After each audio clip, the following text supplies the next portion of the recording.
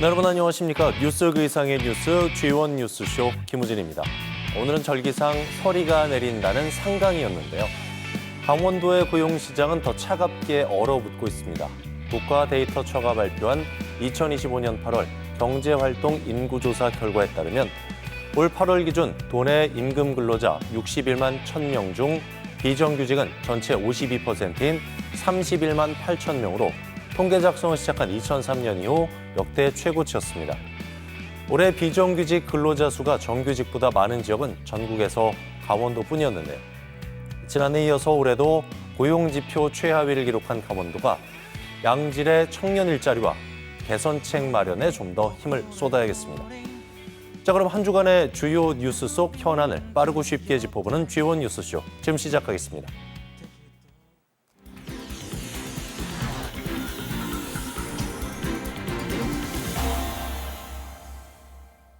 네, G1 뉴스쇼와 함께하고 계신 지금 시각 6시 46분 지나고 있습니다.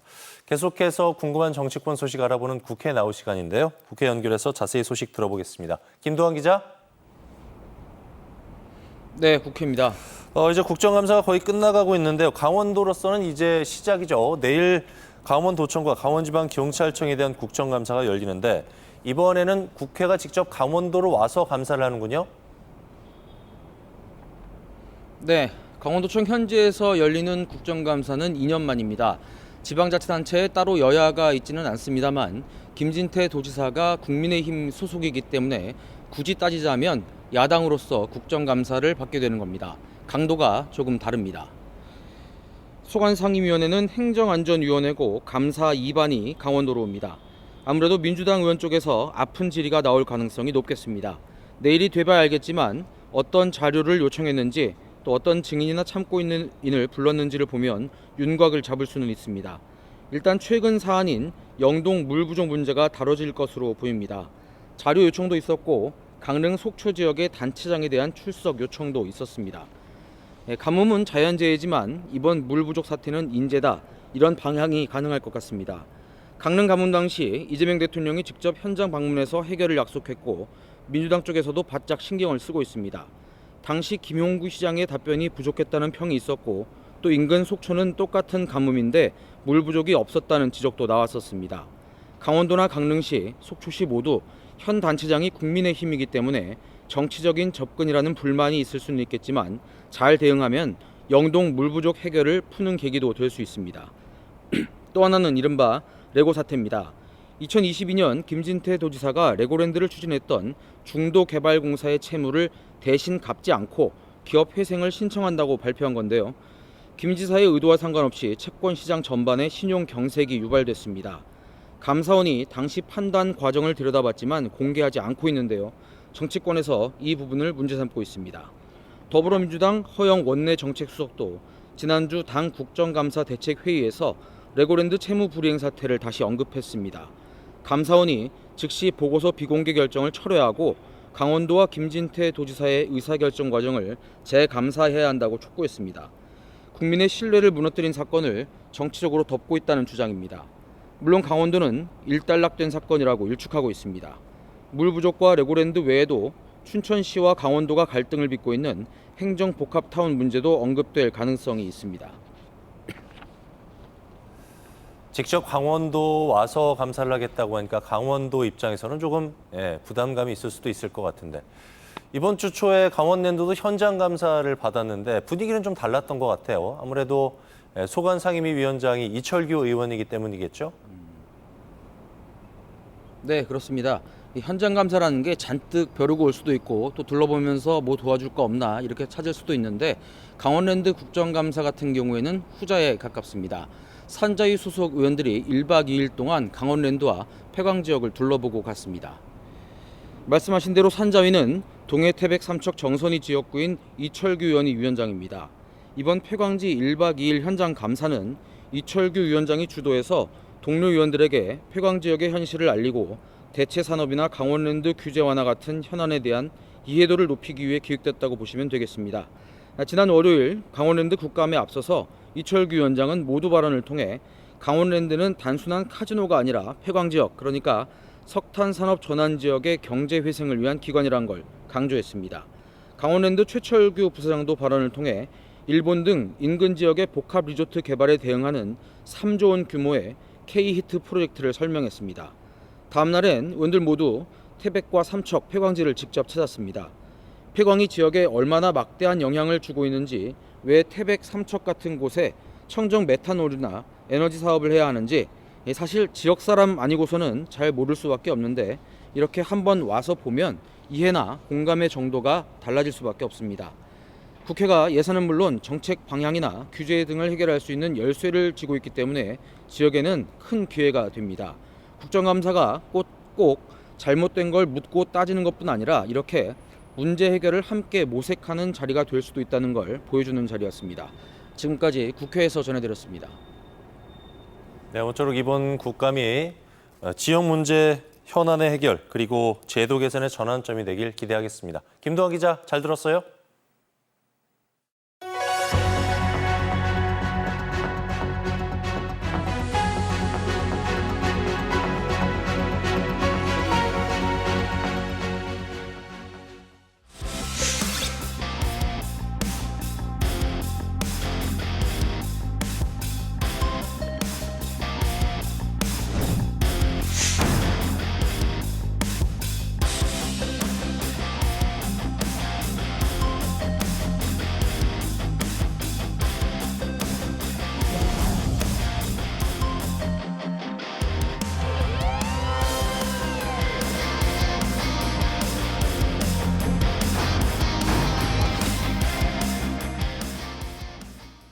네, 계속해서 도내 주요 인사와 화제 인물 초대해서 얘기 나눠보는 이슈 토크 시간입니다.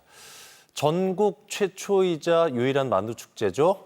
원주 만두축제가 올해로 3회째를 맞았습니다. 내일부터 시작을 하는데요. 일요일까지 사흘간 개최되는 만두축제. 한층 업그레이드된 볼거리, 또 먹거리, 즐길거리로 가득하다고 합니다. 그래서 오늘 이슈 토크에선 원강수 원주시장과 함께 원주 만두축제 글로벌 축제로 도약할까란 주제로 자세히 얘기 나눠보도록 하겠습니다. 시장님 안녕하십니까? 네, 안녕하십니까? 네. 반갑습니다. 자, 드디어 내일입니다. 2025 원주 만두축제가 개막이 되는데 준비는 다 마치셨을 것 같고요. 올해 3회를 맞았는데 규모나 내용 면에서 한층 업그레이드가 됐다는 얘기를 들었어요. 소개 좀 해주세요. 그렇습니다. 2년 전에 첫 번째 만두축제를 열었는데 20만 명이 와주셨습니다. 예. 그리고 지난해 두 번째 행사를 치렀는데 50만 명이 와주셨고요. 그 행사 장소가 원주의 그 도심 한가운데서 치렀는데 굉장히 많이 와주셔서 아주 성공적으로 이렇게 치렀고, 올해 세 번째 치르는 그 원주 만두 축제를 그 굉장히 많은 분들이 와주시기 때문에 행사 공간을 좀 넓혀서 예. 프로그램을 더 풍성하게 하고, 그리고 또 이 프로그램과 이 행사, 공연, 또 이런 그 코너를 좀 더 이렇게 좀 널찍널찍하게 해서 서로 이렇게 간섭받지 않고 좀 집중도를 높일 수 있게 그렇게 해야 되겠다 해서 저희가 이제 그 옆에 그 도로 원일로까지 행사 그 구간을 확장을 했습니다. 예. 그래서 더 많은 프로그램을 집어넣고 또 더 많은 만두를 좀 편하게 그리고 체험 프로그램을 더 즐겁게 즐기실 수 있도록 그렇게 했습니다. 예. 네. 말씀만 들어도 정말 완두처럼 속이 꽉 찬 알찬 축제가 될 것 같은데 네. 뭐 여러 가지 이제 뭐 하나도 어느 것 하나 빠뜨릴 수가 없겠지만은 그럼에도 불구하고 이것만큼은 꼭 즐기셔라 강력히 추천하고 싶은 구간이 있으면 어떤 게 있을까요? 굉장히 많은데 예. 그래도 그 중에서 이렇게 해보시라 그러면 네. 우선 그 가족 프로그램이 굉장히 많습니다. 예. 그래서 저희가 이제 만두 축제를 준비하면서 모든 세대의 모든 연령층이 다 즐기실 수 있는 그런 그 행사를 만드는데 주력했거든요. 예. 그래서 아이들이 직접 체험할 수 있는 그 체험 프로그램이 많고, 또 어른들도 직접 같이 이렇게 즐길 수 있는 그런 프로그램이 굉장히 많습니다. 그리고 원주에 오면 세상의 모든 만두를 다 즐기실 수 있는 예. 그런 그 프로그램들을 많이 했습니다. 만두가 우리 주변 어디에 있기 때문에 이게 특색이 좀 없는 거 아니냐는 우려도 있었습니다만 말씀해 주셨듯이 첫 해 20만 명, 작년에는 50만 명 가까이 오셨고요. 올해는 더 기대가 되는데 성공 비결 뭐라고 보세요? 만두 축제가 그 2년 연속 소비자 선정 최고의 브랜드 대상을 받았거든요. 예. 근데 그것을 이렇게 저희가 가만히 놓고 보면 결국 만두라는 음식이 흔하지만 모든 국민들이 다 사랑하는 그러한 음식 아니겠습니까? 예. 그리고 저희 원주에 유난히 그 만두 맛집들이 굉장히 많습니다. 원주 시민들이 만두를 굉장히 좋아하시고 예. 평소에 즐기시는 음식이에요. 그래서 원주 시민들이 즐기는 음식은 대한민국 국민들이 다 즐길 수 있는 음식이라는 저희가 확신을 가지고 특별한 사람들만 즐기는 축제가 아니라 모든 사람들이 즐기는 축제, 음식 축제. 원주가 음식 도시로 굉장히 유명한 곳인데 왜냐하면 팔도에서 다 원주로 몰려들어서 한데 어우러져서 사는 도시가 원주거든요. 예.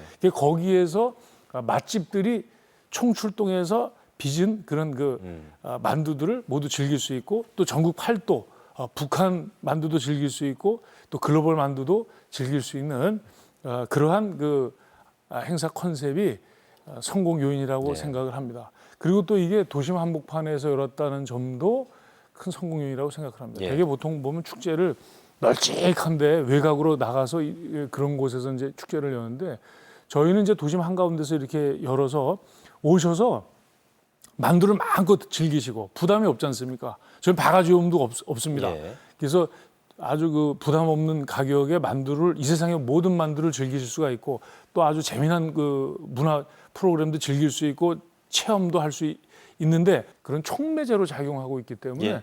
성공 요인으로 꼽을 수 있을 것 같습니다. 예. 원주 만두의 산업화라든가 글로벌 축제로의 도약을 위한 과제는 뭐라고 생각하세요, 시장님?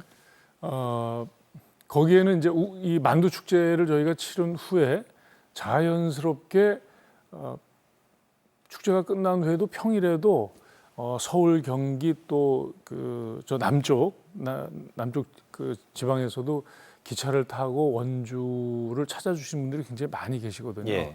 그러다 보니까 자연스럽게 만두 관련된 창업이 이루어지고 또 만두뿐만 아니라 다른 외식업 분야도 함께 이렇게 발전하고 있기 때문에 이것이 만두 창업이 이루어지면서 만두 산업이 일어나고 만두 산업이 일어나면 외지에서 더 많은 분들이 와주시고 그러면 만두뿐만 아니라 다른 외식업까지 같이 일어나는 이런 선순환 구조가 만들어지고 있거든요. 예. 그러니까 이제 저희가 여기서 그렇다면 원주 만두, 원주 음식이 우리 대한민국뿐만 아니라 글로벌로 진출해서 지금 K푸드 열풍이 아주 대단하지 않습니까? 그래서 글로벌화하는 것도 저희의 과제라고 생각을 합니다. 예. 그래서 외국 시장과의 지속적인 연계 활동이 필요할 것 같고, 그다음에 해외 판로 개척도 저희가 나서서 좀 이렇게 거들어드리고, 그다음에 이제 종국적으로는 수출 예. 그리고 외국 관광객 유치를 위한 그런 인프라를 만들어내는 게 저희의 과제라고 생각을 합니다. 이 만두 문화가 전 세계에 다 있습니다. 그렇죠. 우리만 만두를 먹는 것이 아니고 우리 아시아권도 그렇고 서구에서도 지금 만두 문화가 있기 때문에 원주 만두가 지금 이렇게 이제 유명해지고 자리를 잡아가면서 해외 시장으로 이렇게 나가면 이것이 자연스럽게 글로벌 산업으로 원주 만두를 중심으로 해서 글로벌화가 될 수 있다고 저희는 확신하고 있습니다. 네. 끝으로 이슈 토크에서는 초대 손님이 선곡한 음악을 들으면서 마무리하는 시간 갖고 있거든요. 오늘 주제가 원주 만두 축제, 글로벌 축제로 도약할까였는데 이슈 토크 히트송 어떤 노래를 선곡을 하셨습니까, 시장님? 네, 제목은 원주 만두 축제 타이틀 송입니다. 예. 저희 시에서 만들었는데 예. 이게 직원들한테 굉장히 인기가 굉장히 좋습니다. 예. 만두 축제에 딱 어울리는 곡이라고 생각을 하는데 예. 한 번 들으면 저절로 흥얼거리게 되는 예. 중독성이 강한 노래라고 다들 말씀하고 계신데 예. 한번 같이 들어주셨으면 좋겠습니다. 예. 그래서 원주 만두 축제를 떠올려 주셨으면 예. 좋겠습니다. 지금 흐르고 있는데 비트도 굉장히 빠르고 네. 예, 만두 축제 분위기를 좀 잘 살린 노래가 아닐까 싶어요. 젊은 분들이 굉장히 좋아하시더라고요. 그러니까요. 속이 꽉 찬 만두처럼 다채로운 행사들로 가득한 원주 만두 축제. 많은 관광객들이 오셔서 원주의 맛과 멋을 제대로 즐기시고 지역 경제도 보탬이 됐으면 좋겠습니다. 원광수 원주시장과 얘기 나눠봤습니다. 오늘 말씀 고맙습니다. 네, 감사합니다. 만두 드시러 오십시오. 네, 고맙습니다. 노동자 권리 보장이냐, 기업을 옥죄는 악법이냐 찬말이 팽팽했던 노란봉투법이 지난 8월 국회 본회의를 통과했습니다. 노란봉투법의 공식 명칭은 노동조합 및 노동관계조정법 개정안으로 간접고용 노동자에 대한 교섭권 보장과 노동자들의 쟁의 행위에 대해 기업이 과도한 손해배상 청구를 금지하는 것이 핵심인데요. 노란봉투법이 처음 등장하게 된 것은 2014년. 법원이 한 자동차 회사 노조에 약 47억 원의 손해배상을 명령하자 시민들이 과거 월급 봉투였던 노란 봉투에 4만 7천 원씩 담아 모금했던 것이 그 기원입니다. 이러한 사회적 움직임이 노동조합법 개정 논의로 이어지면서 노란봉투법으로 불리게 되었는데요. 내년 3월 시행을 앞둔 지금도 우려의 목소리가 이어지고 있습니다. 노란봉투법은 아무래도 근로자를 위한 법이니까 경영자 입장에서는 너무 좀 가혹하다 그럴까? 법이 좀 센 것 같고 그러니까. 노동자들한테 이익이 있다면 참 좋긴 하지. 노조 측이 아닌 일반 사람들이 불편함이 점점 늘어나잖아요. 그러니까 우선은 법을 만들어 놓으면 그 테두리 안에서 협상이 좀 짧아지지 않을까. 그동안 노동계는 노동권의 사각지대 해소와 함께 노동기본권 보장이 실현돼야 한다고 주장해 왔는데요. 이번 개정안으로 원하청 간의 직접적인 교섭이 가능해져 파업이 줄어들고 노사 관계가 안정화될 것으로 전망합니다. 이게 이제 정부가 개입한다거나 아니면 사용주가 그런 법망의 허술한 점을 이용해서 노동조합과의 대화를 회피하고 혹은 탄압하는 경우들이 지금까지 있어 왔었거든요. 그래서 이번 노조법 개정이 내용이 따지고 보면 많긴 한데요. 가장 중요한 거는 사용자 범위 확대에 있습니다. 이제는 원청과 직접적인 교섭을 할 수 있는 길이 법적으로 열렸기 때문에 그 점이 가장 의의가 있다고 생각합니다. 한편 경영계에선 사용자 범위가 확대되면서 하청 구조가 복잡할 경우 교섭 의무와 교섭 의제 범위를 두고 노사 간 법적 분쟁이 늘어날 것이란 입장입니다. 사용자 범위 확대로 인해 다수의 하청 노조가 존재하거나 하청이 다단계 구조일 경우 원청 사업주가 어디까지 교섭 의무가 있는지 또 교섭 의제의 범위는 어디까지인지 둘러싼 극심한 혼란이 우려됩니다. 경영계는 사용자 범위 확대가 기업 활동을 위축시킬 수 있다고 우려하는 반면 노동계는 헌법상 권리 보장을 위한 최소한의 장치라며 긍정적으로 평가하고 있는데요. 간접고용 노동자들은 원청이 모든 것들을 결정함에도 불구하고 이제 자신의 근로조건을 결정하는 대상과 교섭을 할 수 없었던 상황들이 되게 많이 답답했었거든요. 헌법상에 보장된 노동자들의 권리를 법으로 일정 정도 보장을 해준 거라고 저는 생각을 합니다. 그러나 중소기업이나 소상공인은 자본과 인력이 적어 특히 강원 지역의 중소기업계는 파업 위험 증가로 투자가 위축되는 등 심각한 경영 타격을 우려하고 있습니다. 그 개정법은 사용자 범위를 확대해서 근로계약 체결의 당사자가 아니더라도 근로자의 근로조건에 대해 실질적이고 구체적으로 지배 결정할 수 있는 지위에 있는 자까지 사용자로 보고 있습니다. 노동조합법은 그 단체 교섭을 거부하면 형사처벌을 받는 등 사용자에 대한 다수의 형사처벌 조항이 존재합니다. 따라서 모호한 사용자 범위 기준은 우리 기업인들을 잠재적 범죄자로 만들고 경영 활동을 크게 위축시킬 것입니다. 전문가들은 사용자성에 대한 정의와 노동쟁의 범위가 모호해 법 해석을 두고 노사 간 갈등이 커질 수 있다고 우려합니다. 결국 기업의 자율성과 노동시장의 공정성 확보가 현실에선 제대로 작동하기 어렵다고 지적하는데요. 노란봉투법은 노동권의 실장이라는 측면에서는 긍정적 의미가 충분합니다. 그렇지만 사용자의 개념을 확대함으로써 근로계약 체결 관계에 있지 않은 근로자들에 대한 관계에까지 사용자 책임이 발생할 수 있도록 했다는 점입니다. 이것은 헌법상 재형법정주의의 명확성 원칙에 위배될 수 있고 법적 분쟁의 대상이 될 수 있습니다. 단체 교섭과 노동쟁의의 범위가 확대됨으로써 경영권과의 교착 문제, 투자 환경에 대한 적시 결정 등의 어려움이 발생하게 되고 이것은 기업 경영에 영향을 줄 수 있습니다. 최근 국정감사에서 김영훈 고용노동부 장관은 노란봉투법에 대한 보완 입법을 검토하겠다고 밝혔는데요. 그렇다면 노란봉투법의 취지는 살리면서 노동자들의 권리와 함께 기업의 지속적인 경영 활동을 보장하기 위해선 무엇이 필요할까요? 이제 제대로 자신이 책임질 건 책임지고 이렇게 안정적인 노사 관계가 이루어지는 것이 저는 노동자뿐만 아니라 경영계에서도 장기적으로는 훨씬 더 경쟁력을 높일 수 있는 기회가 될 거라고 생각합니다. 노동권이 크게 강화되는 만큼 노사관계 균형을 위해 대체근로 허용, 사용자 점거 금지, 부당 노동행위 제도, 국제 수준에 맞게 개선하는 등 노사 간 물리적 충돌 및 분쟁 장기화를 방지할 필요가 있다고 봅니다.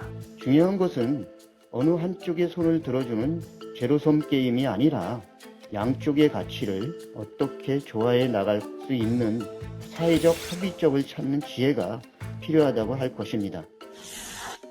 내년 3월 본격 시행을 앞둔 노란봉투법. 과연 노동권 보장인지 기업 부담인지 논란이 지속되고 있는 만큼 제도 정책을 위한 노력이 더 필요해 보입니다. 여러분의 생각은 어떠십니까?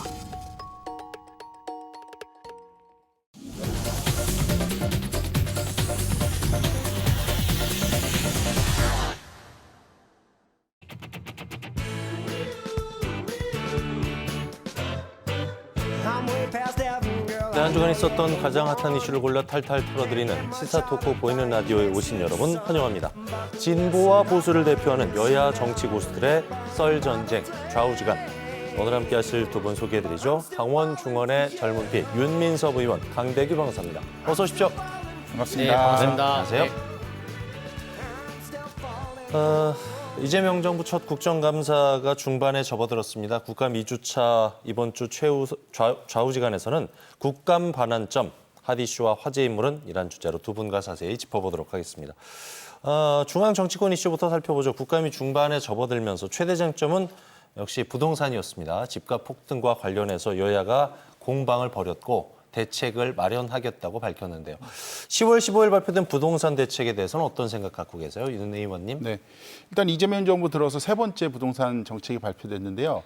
가장 강한 정책이 좀 역대급으로 발표됐다 이렇게 좀 보고 있습니다. 네. 간단하게 말씀드리면 일단 규제 지역을 대폭 확대했어요. 서울 전 지역이 포함됐고 경기도도 12개 정도 지역이 포함돼 있어서요. 뭐 조정구역, 허가구역, 과열지역 이렇게 3중 구제로 묶고 있는 이런 정책이 좀 발표가 됐고 대출 규제도 뭐 15억 이하는 6억 원을 유지했지만 그 이상 같은 경우는 2억, 4억씩 이렇게 축소하는 좀 강한 정책이 발표됐고요.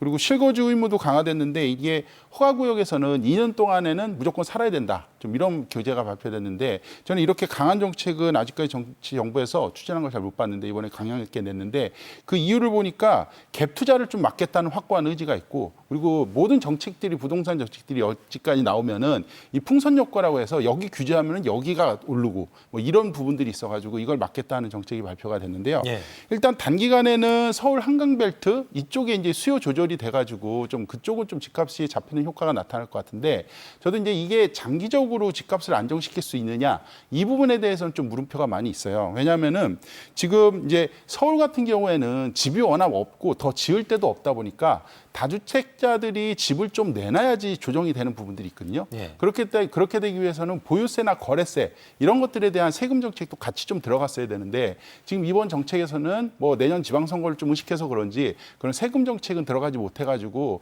좀 부족함이 많이 있지 않나 좀 이런 생각이 좀 많이 들고 있습니다. 네. 네. 변호사님. 네, 그 현금을 수억을 들고 있는 사람만 집을 사라. 그러니까 대출을 받아가지고 집을 살 수 없는 지금 구조를 만든 정책이라고 할 수가 있습니다. 사실 부동산 정책은 공급만 늘리면 되는 것이거든요. 공급을 늘리는 게 서울의 땅이 부족한 곳이 아닙니다. 많은 전문가들이 상암 지역이나 양재 지역이나 서울 곳곳에 공급을 할 수 있는 지역이 있음에도 불구하고 왜 진보 정권에서는 공급을 늘릴 생각을 안 하고 건물을 지어도 임대주택만 하는 것이냐. 그것이 어떠한 국민들께서 자가를 소유하게 되면 아파트를 소유하게 되면 그 지역이 표심이 보수화가 되기 때문에 그런 거 아니냐라고 말씀을 하시는 전문가들이 또 있고요. 좀 희한한 게 더불어민주당 국회의원들을 보면 김병기 원내대표는 동작구에 살고 있는데 집은 서울 강남에 있습니다. 여러분들 강선우 그 문제가 됐던 여가부 장관 강서구 국회의원이거든요. 그런데 또 강남에 살고 있어요. 또 더불어민주당의 목포 박지원 의원이나 또 제주도의 김한규 의원도 다 서울에 집이 있습니다. 그러니까 정작 본인들은 옛날부터 뭐 재개발, 재건축을 통해서 갭 투자를 통해서 집을 사놓고 국민들은 집을 사지 말라라고 하는 게 좀 굉장히 국민들이 난해한 부분이고요. 가장 걱정되는 게 이 정책을 내년 12월까지 이끌어 간다는 것인데 부동산 정책이 단순히 집값만 막기 위해서 하는 게 아닙니다. 이렇게 거래를 금지시키면 이 부동산이 사고 팔게 지금 못하게 만든 구조인데 부동산이 사고 팔면서 일어나는 경제적 효과가 얼마나 크냐면 가전 제품 같은 경우에도 경제가 돌아가고요. 또 혹은 뭐 이삿짐 센터 당연히 경제가 돌아가고요. 또 인테리어 업체 돌아가면서 건축 자재도 같이 돌아가는 거예요. 그러니까 이렇게 부동산의 한 번 거래로 인해서 굉장히 파생되는 경제적 효과가 많은데 그런 걸 다 막고 있다. 또 가장 희한한 거 뭔지 아세요? 여러분들 머릿속에 알고 있는 타워팰리스 또 혹은 롯데 뭐 시그널 뭐 이런 거 있잖아요. 이런 건물은 다 오피스텔이기 때문에 이 정책에 또 영향을 받지 않습니다. 그리고 가장 규제를 했는데 희한하게 동탄은 규제가 안 됐고요. 또 인천 그 송도도 규제가 안 돼 있어요. 그러니까 일관성 없는 정책으로 서울만 다 묶어놓은 거 아닌가 이런 생각도 좀 듭니다. 네. 일단은 좀 반론하고 싶은 부분도 있고 뭐 아까 김병기 원내대표 얘기는 공감하는 부분들도 있는데 일단은 지금 15억 이하 같은 부분들에 대해서는 대출 규제를 뭐 이렇게 낮추지는 않았어요. 아는 부분들이 있어가지고 실제 서울에서 거래되는 양의 한 73% 정도는 15억 이하의 주택인 부분들이고요. 그리고 아까 이제 공공임대주택 같은 경우에는 좀 많다고 하는데 저희 공공분양주택이 3%밖에 되지 않습니다. 그리고 공공임대주택 같은 경우는 10%. 그러니까 지금 집값이 너무 올라가지고 서울은 젊은 청년 같은 경우는 아예 진입할 수가 없는 부분들이 그렇죠. 있어요. 저는 공공임대주택이 많다고 얘기한 적은 없습니다. 네, 그런 부분들이 있어서 이항 공급 정책을 할 거면은 어차피 이게 지금 갑자기 떨어져도 문제가 생기지 않습니까? 큰 문제가 일단은 비즈니스 이렇게 집 산 분들이 많기 때문에 그래서 일단은 집을 사고 거주의 안정을 위해서는 공공임대주택이나 이런 부분들에 대한 공급은 적극적으로 늘려야 된다 이런 부분들이 필요한 것 같고요.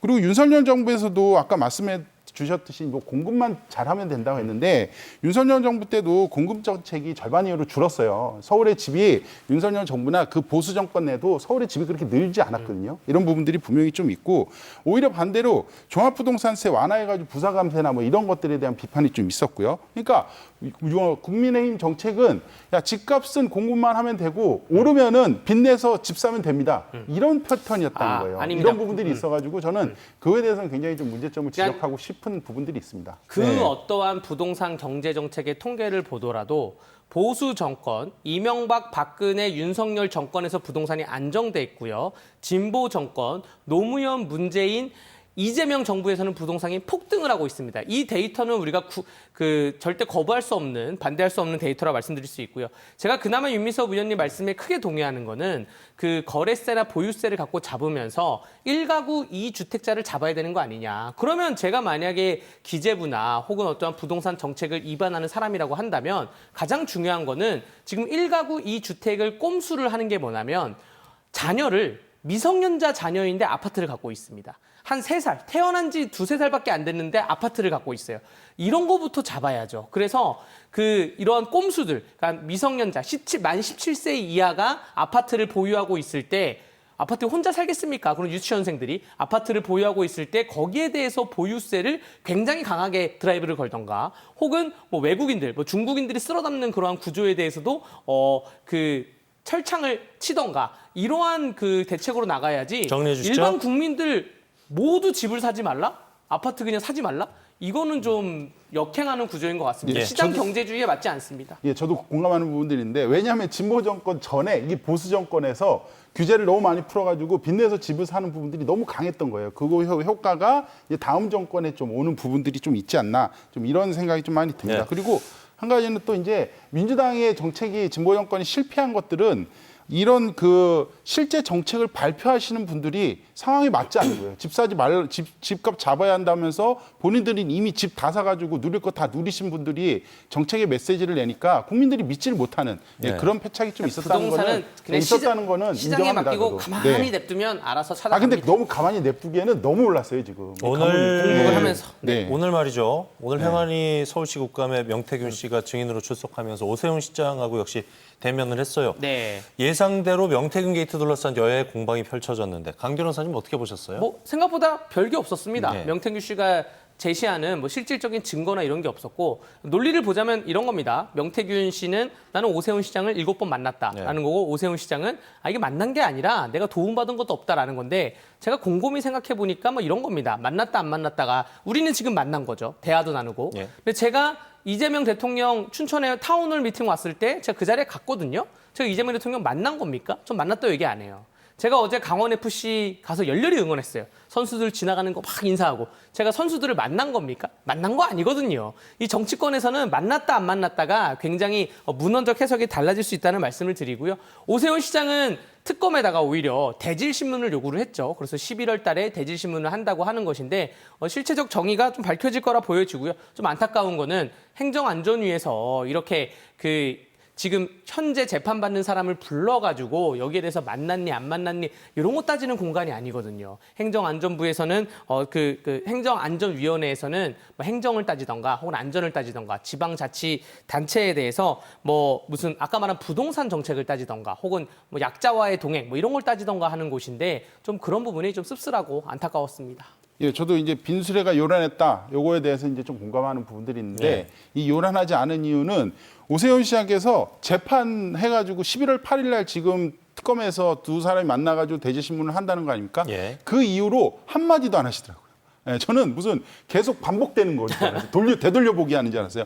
그건 특검에서 말할 겁니다. 지금 얘기할 수 없습니다. 이 얘기만 반복하시는 거예요. 근데 적어도 최소한의 팩트 체크. 본인이 2번 만났다고 얘기한 거 아닙니까? 그거 물어봐도 답도 안 해요. 사무실에 한 번 왔었다. 그러니까 그걸 물어봐요. 국회의원이 아니 2번 만났어요, 안 만났어요? 그거는 그냥 만났습니다 이렇게 해주면 될 거 아닙니까? 근데 그것도 특검 가서 얘기할 겁니다. 계속 이런 식의 포지션을 취하는 거예요. 근데 이분이 어쨌든 뭐 강변께서 아까 얘기했듯이 이게 맞냐 안 맞냐 이런 거를 떠나서 적어도 수도 서울의 시장이신데 국회의원들이 질문하는 거에 좀 답변을 그거는 못하겠고 이거 정도는 해야 됐고 이렇게 가야 되는데 그냥 다 묵묵부답이에요. 이런 태도는 굉장히 바람직하지 못했다. 좀 이렇게 보고 있습니다. 네. 법사위 국감에서는 이 대통령이 대선 후보였을 당시에 대법원 심리가 진행되던 35일 중에 대법관 2명이 13일 해외 출장을 다녀온 사실이 알려지면서 논란이 됐습니다. 이거 두 분 생각 궁금하거든요. 윤 의원님. 일단 이재명 심사가 3월 26일 날 나왔고요. 여기 이제 무죄 판결 나오고 3월 28일 날 이제 대법원에 접수가 돼가지고 4월 22일 날 이제 토론 협의 기일 지정하는 때까지 한 26일 정도 기간이 있었습니다. 근데 이 26일 기간 동안에 권영준 대법관 그리고 신숙희 대법관 이 두 분께서 13일 동안 미국이나 다른 데 나가 계신 거예요. 26일 동안 절반이 국내에 없었던 부분들이에요. 근데 이분들이 이제 유죄 판결에 이제 취지를 낸 부분들이 있고요. 그러다 보니까 아니 13일 동안 그 22일도 아니고 23일도 아니고 13일 동안 그 친문 페이지 다 읽었냐 이런 의문이 당연히 들 수밖에 없는 거죠. 그리고 비용도 굉장히 많이 들었더라고요. 1억 2천만 원씩 들었어요. 되게 호화롭게 1인당요? 1인당? 둘이 합쳐서. 합쳐서 1억 2천요? 네. 엄청나게 들었네요. 엄청나게. 이런 부분들이 하는데 그러면은 이런 의혹이 나오면은 대법원에서 이거에 대해서는 부적절했다. 뭐 이런 얘기나 메시지, 반성의 기미가 좀 있어야 되는데 계속 그냥 뭐 선고를 하는 데에는 지장이 없었다. 이런 말만 되돌이표처럼 말하는 거예요. 이런 것들이 계속 발생하다 보니까 사법부의 신뢰가 계속 떨어지는 거 아닙니까? 이번의 사건도 사법부의 신뢰를 한 번 더 무너뜨리는 그런 사건이다. 이렇게 보고 있습니다. 네. 아마 뭐 수행 인원까지 합쳐가지고 뭐 한 10명 갔기 때문에 1억 2천이 든 것 같은데 그것도 굉장히 씁쓸합니다. 해외 출장 보고서를 제가 다시 한번 살펴보고 다음에 소식 전해드리면서 일단은 출장은 정해져 있었겠죠. 이게 피고인 이재명 재판이 아니라 어떠한 재판이 와도 출장을 갔을 것이라 보여지고요. 사실 대법원의 구조를 살펴보자면 소부가 있는데 1부, 2부, 3부 그 소부에서 웬만한 걸 다 결정을 하고 그다음에 전원합의체로 회부를 합니다. 또 대법원 심리라는 것이 사실심이 아니라 법리심이기 때문에 기록의 사실관계를 따지는 게 아니라 이 사건 같은 경우에는 무엇이었습니까? 피고인 이재명이 그 방송에 출연하면서 나는 김문기를 모르는 사람이다라고 얘기했는데 그 고인이 된 김문기를 과연 알고 있음에도 불구하고 유권자에게 영향을 미치기 위해서 모른다고 했냐라는 것이고 이미 1심, 2심이 2년 넘게 진행이 되면서 633 원칙에 의해서 6개월 안에 끝나야 되는 건데 당시 피고인 이재명이 재판에 출석도 안 하고 뭐 기록도 안 받고 하면서 2년 넘게 끌면서 끌어온 거를 대법관들이 보기에는 법리심만 하면 되네. 공직선거법 위반이야 아니야만 하면 되네. 김문기 알았냐 몰랐냐에 대해서는 이미 김문기 씨의 아들이 법정에 나와가지고 1심, 2심 때 증언을 다 했습니다. 우리 아빠랑 피고인 이재명하고 통화를 다 했다고. 그런 문제이기 때문에 사실 뭐 기록이 뭐 6만 쪽이든 뭐 10만 쪽이든 뭐 6천 쪽이든 굉장히 대법관들이 보기에는 굉장히 간단한 사안이라고 저는 볼 수가 있고요. 그럼에도 불구하고 저희 13일 해외 출장은 좀 납득이 안 되네요. 네. 네. 예를 들어서 이런 겁니다. 어떤 컨퍼런스가 있고 또 학회도 있습니다. 대법관들이 이러한 법률 외교를 위해서 다 가긴 가는데 13일은 좀 납득이 안 되는 부분이 좀 있습니다. 네. 그리고 아까 이제 말씀해주신 부분들이 또 네. 있는데 저는 그럼에도 불구하고 뭐 판결을 어떻게 내려야 되느냐에 대한 부분들은 뭐 별도로 쳐야 된답니다. 저도 된다고 생각하는데 저는 이게 대법원에서 대부분 검찰에서 상고 이유서 접수하고 답변서 오고 그러면 이제 그때부터 기록 열람이나 이런 게 시작된다고 하는데 네. 상고 이유서는 4월 10일 날 나오고 답변서도 4월 21일 날 나왔는데 그 전부터 기록을 열람하기 시작했다는 거예요. 그러니까 이런 부분들에 대해 납득이 잘 안 되는 부분들이 있다. 이 말씀을 좀 다시 드리고 싶습니다. 그 전부터 1심, 2심에 확립된 기록은 열람을 합니다. 뭐 거기까지 네네. 얘기하시죠. 네. 네네. 국감 2주차에도 화제 인물은 단연 김현지 실장이었고요. 지난주에 좌우지간에서 언급됐었죠. 원조 출신 무소속 최혁진 의원이 나경원 언니 논쟁으로 논란이 됐습니다. 쿠팡 수사 관련해서 외압이 있었다면서 눈물을 쏟았습니다. 문지석 검사도 화제가 됐고요. 유민섭 의원님은 화제 인물 누굴 꼽으시겠어요? 저는 베스트 2명, 워스트 2명 이렇게 좀 꼽아봤는데요. 예. 간단히 말씀드리면 아까 베스트는 이제 문지석 검사. 예. 지난주에도 제가 말씀드렸듯이 이런 분들이 국감에 와서 많이 얘기를 했으면 좋겠습니다. 그리고 얼마 전에 이제 춘천 막국수 닭갈비 축제에도 왔다 갔는데 이 찌양 예. 이분이 이제 사이버레카 관련해 가지고 그동안에 고통받았던 거를 또 얘기를 했어요. 그래서 좀 감명 주는 부분들, 이런 부분들 그리고 사이버레카 수사에 대한 문제점 이런 것들이 좀 나와 가지고 베스트 2분으로 꼽았고요. 워스트는 일단 국민의힘 의원 전체를 좀 포함시키고 싶고요. 예. 그리고 나머지는 최민희 과방위원장 그리고 김현지 실장 이렇게 2분 꼽았습니다. 왜냐하면 김현지 실장 같은 경우는 뭐 말씀드리지 않아도 알 것 같은데 이 최민희 과방위원장께서는 딸이 국감 기간에 결혼을 했다는 거예요. 근데 뭐 그럴 수 있죠. 뭐 날짜를 잡았으니까. 네. 근데 굳이 국회에서 했어야 되냐에 대한 부분도 있고 청첩장에 대해서도 뭐 카드 뭐 이렇게 결제 이것도 보냈다고 하는데 뭐 그런 논란도 뭐 있을 수 있습니다. 근데 해명이 기가 막혀요. 뭐 양자역학을 얼마나 공부하시는지 모르겠는데 이 양자역학 공부하느라고 딸의 결혼식을 못 챙겼고 날짜도 몰랐다. 와, 이런 해명도 좀 기가 막힌데 얼마 전에 또 MBC 비공개 업무 보고에서 MBC가 뭐 이거에 대해서 비판 기사를 냈나 봐요. 그러니까 MBC 국장을 뭐 친국힘 편파 보도를 했다고 해가지고 퇴장을 시켜요. 예. 와, 이런 말도 안 되는 일을 하시는 분이 과방위원장으로 있다는 게 좀 기가 막혔습니다. 네네. 강 변호사님? 네, 저는 베스트는 못 뽑았고요. 네. 일단은 뭐 나오지 않으니까 베스트인지 워스트인지도 모르는 김현지 실장 국감에 좀 나왔으면 좋겠습니다. 아직 국감 기간이 많이 남았으니까. 그리고 최혁진 의원이 그 일명 나경원 언니 알아요라는 그 질문 있잖아요. 법사위 국감에서 이 가정사에 대해서 질문하는 것도 처음 봤는데 김재호 춘천지방법원 법원장이 나경원 법사위 그 국민의힘 의원의 남편분입니다. 그분을 나오셨죠?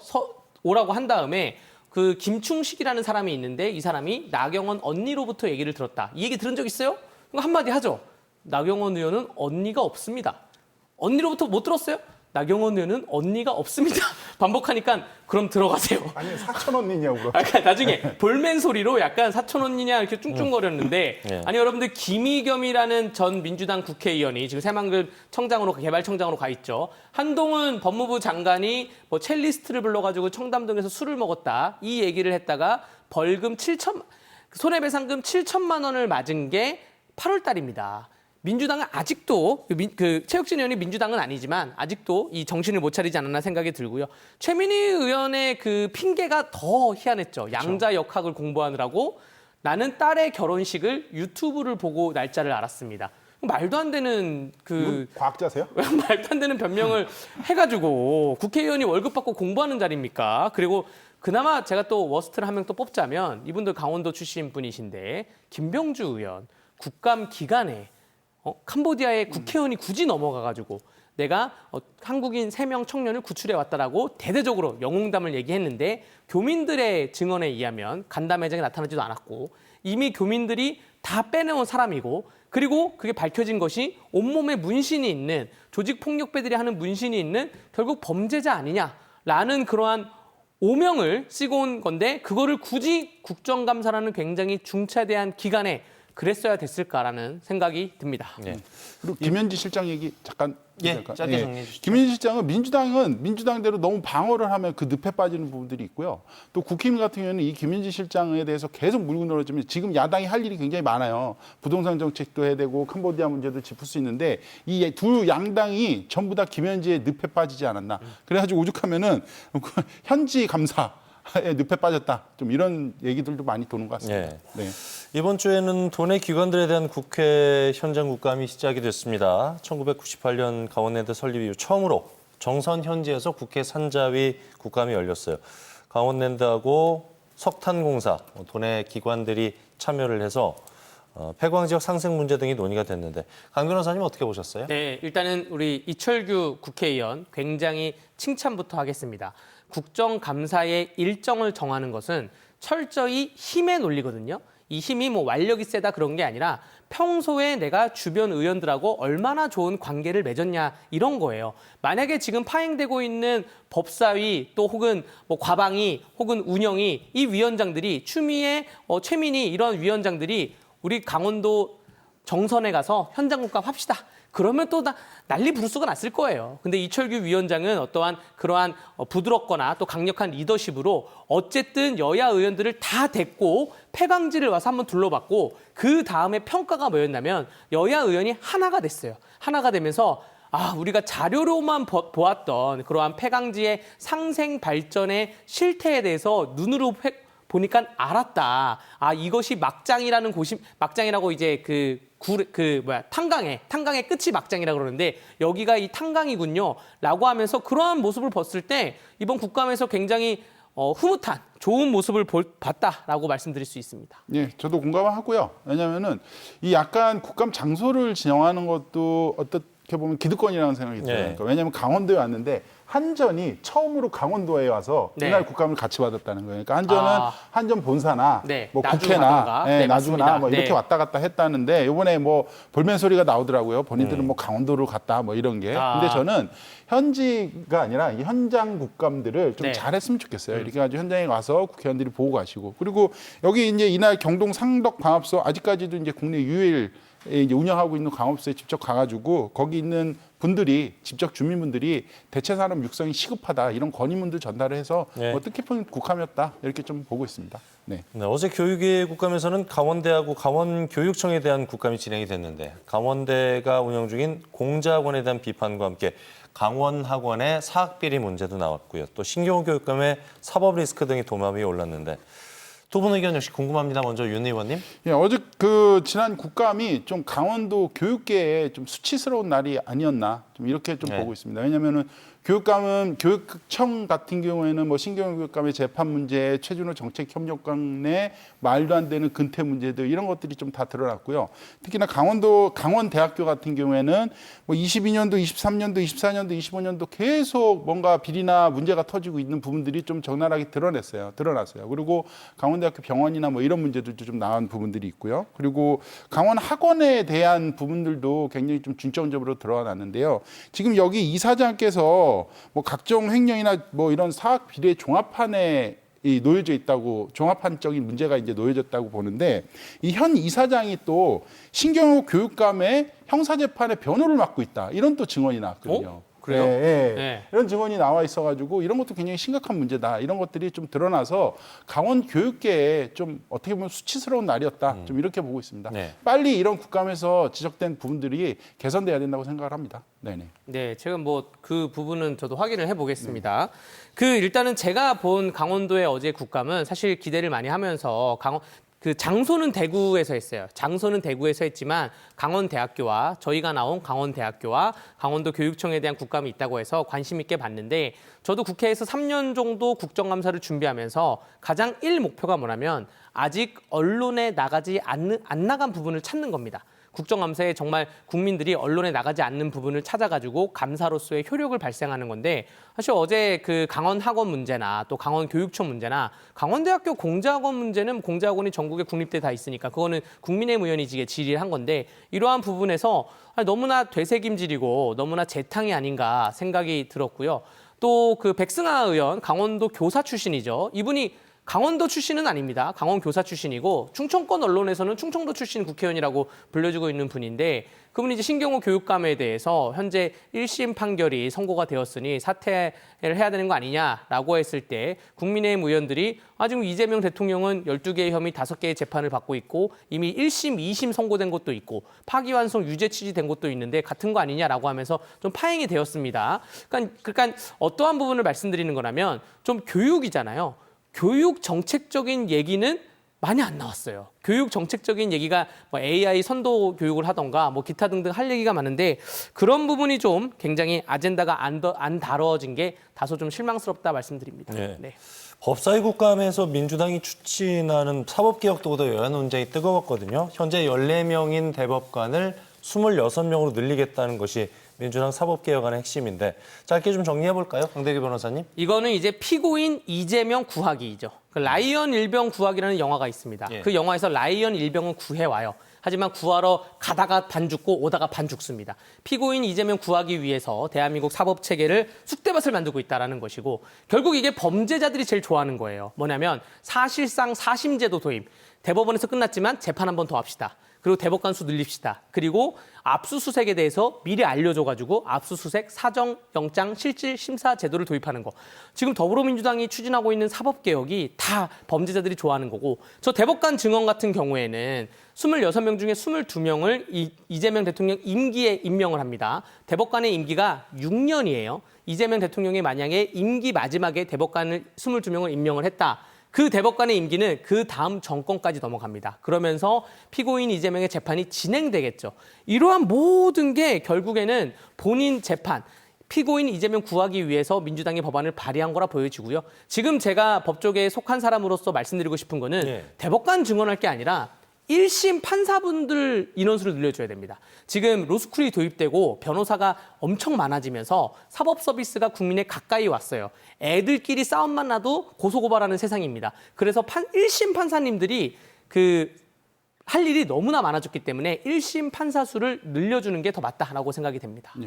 일단 정치적인 색깔을 좀 걷어내고 본다고 하면 뭐 그러기 좀 쉽진 않아 보이지만 이 대법관 증언이나 판사 증언은 필요하다고 봐요. 왜냐하면은 23년도 기준으로 대법관 1인당 사건 수가 3,000건이 넘는다고 합니다. 예, 그리고 뭐 1인당 이제 대법관 1인당 인구수도 우리나라가 370만인데 독일, 프랑스 뭐 60만, 50만 이 정도밖에 안 된다는 거예요. 그러니까 대법관 수가 절대적으로 부족하거나 사건의 적체 현상 뭐 감독께서도 저 잘 아실 거예요. 그런데 이 대법관을 늘리면은 거기를 보좌해 줘야 되는 법관들도 더 늘려야 되고 그럼 1심이나 2심이 또 법관들이 더 필요하고 이래서 전체적으로 법관 수가 얼마나큼 증언이 돼야 되냐 이런 논의도 좀 같이 하면서 대법관 수도 좀 늘리고 그리고 속도도 뭐 이런 얘기가 나올 수 있어요. 왜 이재명 대통령 기간에 다 채용해야 되냐. 그러면은 그거에 대해서는 민주당에서도 약간 좀 후퇴하는 안들, 이런 부분들까지도 양보하는 안들, 뭐 이런 것들 좀 같이 던져가지고 좀 이번 이 사법개혁 논의가 굉장히 오래되지 않았습니까?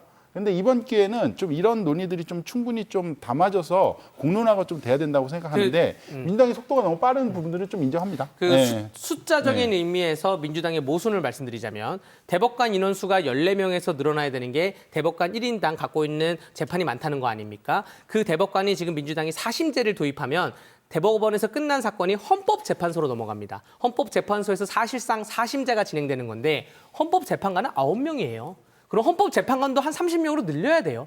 이러한 숫자적인 모순의 자가당착을 지금 이재명 정부에게 질문을 하면 아직 결정된 바는 없다. 이러한 답변만 돌아오고 있는 형국이라고 말씀드리면서 저 사법개혁, 대법관 증언 사법개혁은 베네수엘라 차베스 독재 정권이 마지막에 대법관을 30명으로 늘렸죠. 그래서 결국에는 차베스 정권이 지금도 유지되고 있는 것입니다. 굉장히 위험한 법안이다. 상권 분립을 뭉개시키는 법안이다라고 말씀드립니다. 근데 어쨌든 재판 소원제 이 부분에 대해서는 민주당이 이번에 5대 사법개혁안을 내기는 했는데 그건 일단 직접적으로 포함시키는 않았어요. 추진을 하겠다고는 하지만 그래서 이 그거를 개헌안에 넣겠다는 얘기가 있어요. 아예 헌법에 넣겠다. 네, 헌법에 넣겠다. 위헌이니까, 위헌이잖아요, 30대니까. 네. 30대 위헌인데 그 부분에 대해서는 템포 조절을 좀 하려고 하는 부분들은 보이는 것 같아요. 네, 이런 부분들이 좀 공론장이 돼서 저는 이제 차베스 얘기도 계속 보수 정권에서는 하는데 그거는 그날하고 저희는 저희 나라에 맞게끔 이 대법관 증언수나 왜냐하면 국민들이 지금 사법 시스템을 이용하기 굉장히 어렵고 힘들어요. 예. 시간도 오래 걸리고 그런 거를 개선하기 위한 논의나 이런 것들은 좀 풍부하게 진행됐으면 좋겠습니다. 네. 좌우지간 오늘의 주제가 국감 반환점 핫 이슈와 화제 인물은에 대한 내용이었는데요. 두 분의 한 줄 평 듣겠습니다. 강 변호사님. 김현지 국회 출석 요망이라고 하겠습니다. 김현지만 나오면 국회에 평화로운 물꼬가 틀어질 것 같습니다. 네. 윤 의원님. 저랑 좀 비슷한데요.